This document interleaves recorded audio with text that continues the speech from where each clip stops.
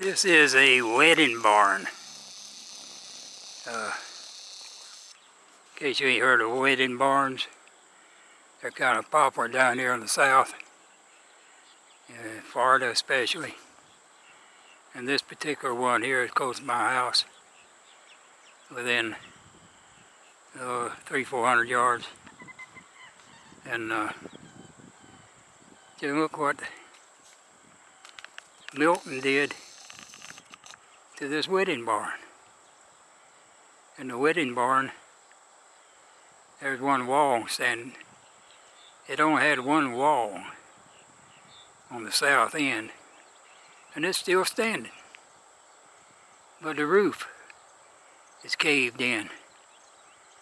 It had a big A roof on it, built by certified barn builders less than 10 years ago. And out of nowhere, here comes Milton. And I'm guessing that looks like some more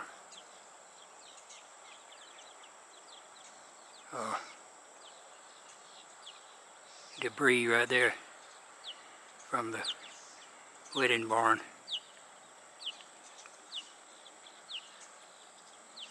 I don't know what that structure is there.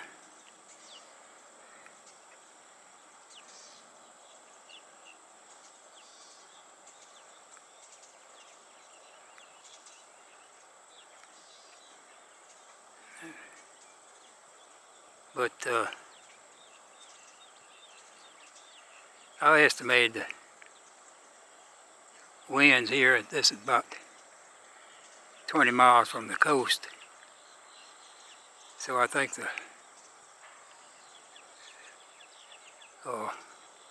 Milton hit the coast at about 130 mile an hour wind. So I'm estimating that it hit out in here about 100 mile an hour, or 115, something like that. And this,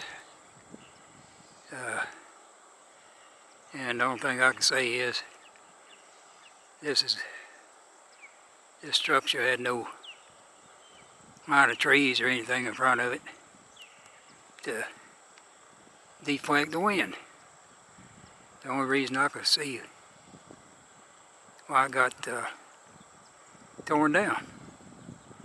Whereas, I'll show you in a minute my shed that I built myself, and with no experience, over 50 years ago, and it didn't get a scratch on it. So here's my shed that I built over 50 years ago, and that was just me and my brother doing it. And we didn't know how to build nothing back then. And as you can see, it is pretty well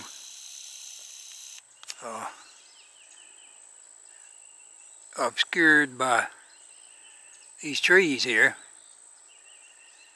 right here in the yard, and also over there at the lake, there's a big line of trees there to break the wind. Here's one here. There's another big one right there. There's a small magnolia right here, and this pine tree right there is a huge, one of the biggest pine trees in this whole country here, and it got pushed sideways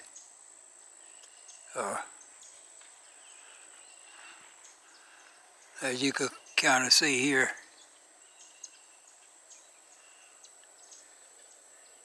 Got pushed several, maybe a couple of feet sideways.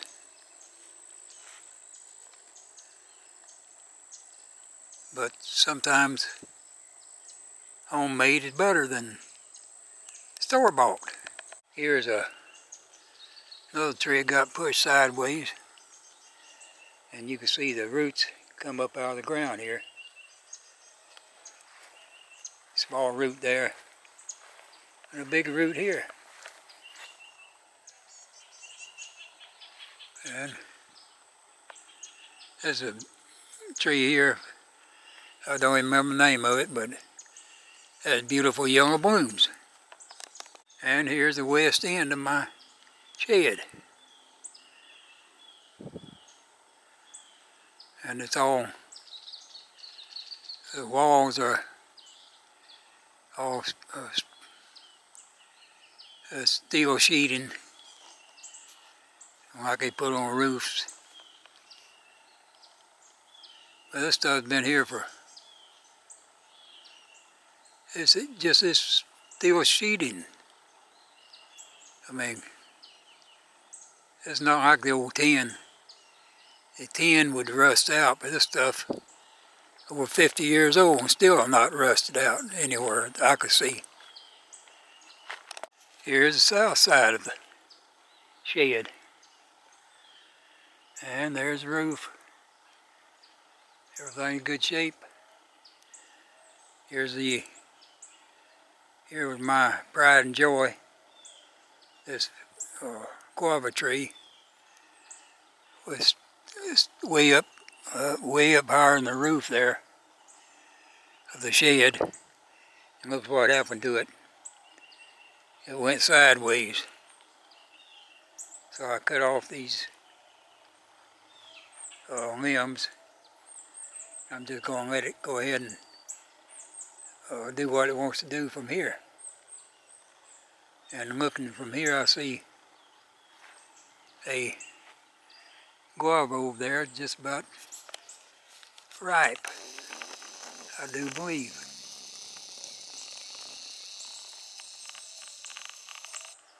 And I've learned that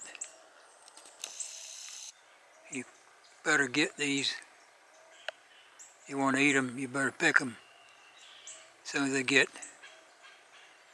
they turn to a very light green, instead of waiting until they turn yellow. Or these damn squirrels will pick them and eat them before you get to them if you don't. So I'm going to grab that one and eat that. Now here the top got broken out of this loquat tree here. These things have wonderful fruit on them. I've got about 50 of them here.